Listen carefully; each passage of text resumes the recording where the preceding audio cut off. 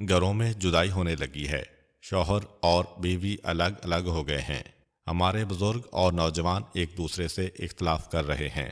یہ کہہ کے وہ آگے بڑھ گیا۔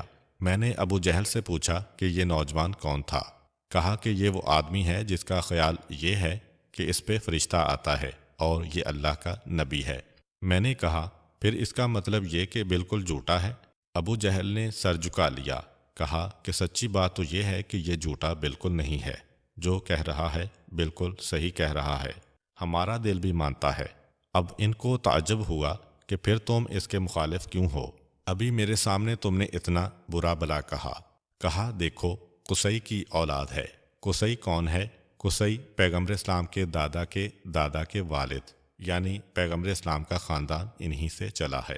قصی کے بیٹے عبد مناف، عبد مناف کے بیٹے جناب ہاشم، ہاشم کے بیٹے عبد المطلب، اور عبد المطلب کے بیٹے جناب عبداللہ، جناب عبداللہ کے بیٹے پیغمبر اسلام صلی اللہ علیہ وآلہ وسلم۔ مکہ اجڑ کے رہ گیا تھا، اور قصی پہلی شخصیت تھی جنہوں نے مکے کو باقاعدہ صحیح طریقے سے آباد کیا اور مکے کی خاطر اپنے حق کو چھوڑ دیا، ورنہ خاندان رسول کا حق تھا خانہ کعبہ، اس کے آس پاس کی زمین، مگر دوسرے لوگ قبضہ کر چکے تھے تو کہا ہم دور جا کے رہیں گے، مگر جو پہلے سے آ چکے ہیں ان کو ہٹائیں گے نہیں۔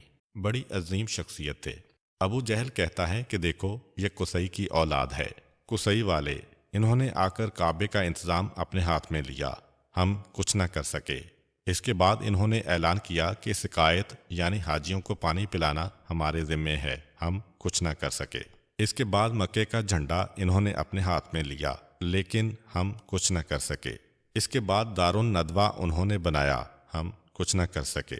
دارالندوہ وہ کمرہ، وہ حال کہ جہاں پر ہر مشکل مسئلے پر غور کرنے کے لیے سارے قریش کے چھوٹے چھوٹے قبیلوں کے سارے سردار جمع ہوتے تھے، اور یہی وہ جگہ ہے کہ جہاں ہجرت سے پہلے پیغمبر اسلام کے قتل کا منصوبہ بنایا گیا، مگر یہ دارالندوہ قصی نے بنوایا تھا۔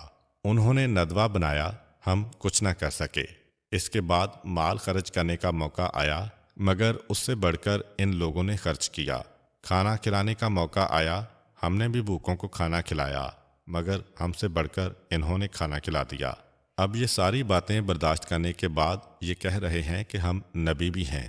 کیا ہم اس کو برداشت کریں کہ ایک ہی خاندان میں سارے کے سارے عہدے چلے جائیں؟ خدا کی قسم جب تک کہ میں زندہ ہوں نبوت کو اس خاندان میں نہیں دیکھ سکتا ہوں۔ اب اس کا مطلب کیا ہوا کہ دل سے مان رہا ہے، مگر فقط اس لیے کہ اس سے پہلے ہر جگہ شکست اٹھا چکے ہیں یہ لوگ۔ آج ان کا دل چاہ رہا ہے